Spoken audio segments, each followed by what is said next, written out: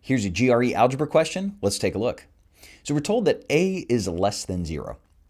And we have these two quantities. We need to figure out which one is bigger.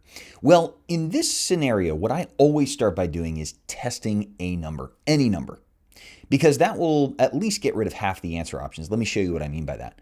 Give me a number that's less than 0. I don't know, -1 comes to mind. Let's try that one. So I'm going to plug in -1 here. I get -1 over -1 plus 2. And so that's -1 over 1 or -1 for quantity A.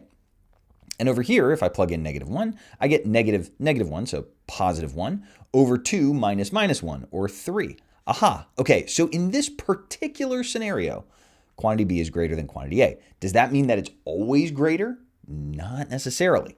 Let's try a different number. I don't know, how about -10?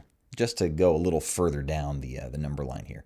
And we can ignore everything we've done, right? We know that quantity B is greater than quantity A in this one particular scenario, so I can at least get rid of A and C. Let me get rid of these just to have a fresh slate here. All right, so now we're going to say that A is -10. Well, what happens then? I get -10 over -10 plus 2. So what's that? -8. And that's +10 over 8 for quantity A. Well, over here, I get -10, or -10, so +10, over 2 minus -10, so 12. What's bigger in this case? And you can use your calculator to figure this out. But 10 is the numerator for both of them. The denominator over here is smaller, meaning that quantity A is bigger in this case.